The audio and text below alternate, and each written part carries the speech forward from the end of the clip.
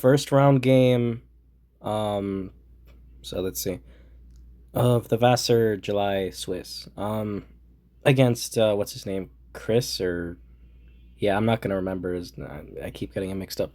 Anyway, this is the Philidor game. I understand the structures pretty well. So d4, d6. This is the repertoire e4, knight f6. Although I thought John was playing, maybe not e5 here actually.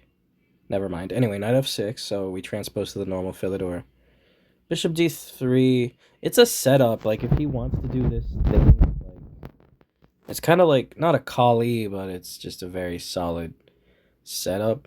It's debatable whether the bishop belongs on d3 though, because sometimes it's better scoped here or even on c4 if you haven't played e6. But d3 you can go g6 and blunt it theoretically. Anyway, e5 is good. It's thematic. Here, I'm not going to complain about bishop e7. Like, this is all good. You could probably even go c6 here immediately. Like, you probably could. But this is fine. This is good. You want to go here. This is good. Yeah, you can go a5 now or knight c5. It doesn't really matter. The critical point here, h3. So he wants to go knight f3 without worrying about a pin or maybe even attack you with g4. That's what I'm thinking. Castles, okay, fine. Now here's a really critical moment I did not like.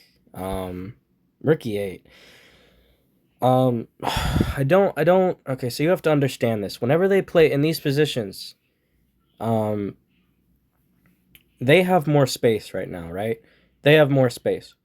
They are, the moment they go f4, you need to, there needs to be red, like, fire signs or red alarm bells in your head that are telling you he is threatening to positionally play f5. And I think that's what happened in the game. He already has space. You don't want to allow him to have more space, especially considering after rook e8 what you're trying to do. You want to open things up, but after rook e8, you're basically encouraging f5 even more because now you have no. I don't know how much time you took here, but now you have no way to really open. Like you don't want to go g6 because it's weakening. You can still go c6 and stuff, but yeah, no. So if I was black here, immediately I would just take on f4, like immediately take on f4, go knight c5 and rook e8 and stuff like that. Then you go rook e8, then you have a target. And like for instance, there's like crazy tactics here. Like you're already almost -1. I think they have to go queen f3 for like instance. You have a target now. You have the center, and there's no other pawn defending it, and all your pieces are actually pointing toward the center. Maybe you can go bishop f8 later. c6 is an idea.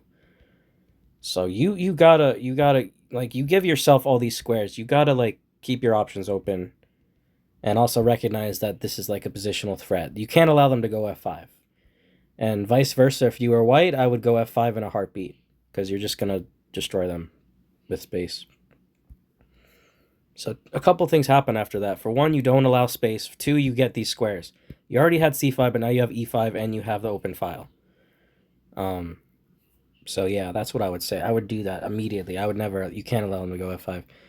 So yeah, that's one kind of criteria or like it's call it a positional mistake. I'd call it a positional idea that you have to recognize, and you can definitely understand it.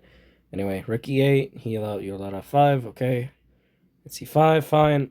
You want to go c6, good, break the center. I have no qualms with that. You want to take. I really do like this b5 move. I'd give it an exclam.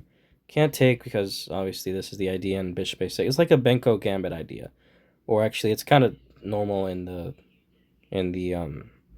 King's Indian 2 and the Benoni, actually. You go b5 anyway. So bishop b5, b4. Okay, you say A, you should say B. Takes immediately. Yeah, I don't really like that move from him. I guess he's trying to counteract your central attacking pieces, although that's his good bishop, and this is just a knight. So I don't know. Although the position is more closed, so maybe knights are better than bishops, but here I feel like, nah. The dark squares are way too weak. Like, just look at all the dark squares. You can't just trade off your dark square bishop for a knight like that. That's stupid. And he needs to get over stuff like that. He needs to positionally Like, if anything, he should be trying to trade your light squared bishop so that the c4 is weaker. Anyway, takes, knight a4. Okay, I mean, I'm not coaching him, but yeah. Check. I don't think there's anything wrong with this move. I understand it. Honestly, I haven't engine checked this just yet. But, yeah. Yeah, you provoke him. I like the move. Okay, so you stop him from castling even if he takes the bishop there. I don't hate it. And then check again. You keep harassing him. I like it. He keeps giving you tempi. I think that's dumb. Now, this is a critical moment here. And you have to recognize that. Takes... Obviously, if he takes here, you probably have some... Probably just keep him on this diagonal. Honestly, you have all the dark squares. I think this is almost mate. Maybe you could go here. Ooh, not there. There first, perhaps. Although you're hanging the exchange right now, but I'm even tempted to sacrifice that. Anyway, takes, and now you got to take some time here because there's a few moves. I actually don't hate the fact that you played that you found this, although it's equalizing because this looks a little ugly. Not gonna lie. Well, actually, you might have something here, although it's debatable. The thing is, sorry, okay, let's go back a bit. Yeah, here. After you take here, the annoying thing is that bishop takes a4 comes with tempo on the exchange on the rook, so he is threatening the exchange. Now, something to note here on finding the best move. Obviously, checks, captures, threats, or attacks. You look for something when your opponent's king is weak or whatever. Here you took first, and then you went queen b6 check. Now, why is it not as good? I would ask myself, why not play queen b6 check immediately, the moment that you actually have it? Because here, you still keep your options open. It looks a little crazy because his knight was hanging and now it looks like it's free, not on par. But if you actually calculate, you can see you can get the piece back. Well, this is mate, for instance. And you can get the piece back. And this is a little better because you get the center. Well, here you actually hang the exchange. Actually, that's debatable. I might even sack the exchange there. It really depends. Something Sam Shanklin taught me was when judging the appropriateness of an exchange sacrifice or the strength of it, look at your opponent's rooks. If they're well coordinated, then it might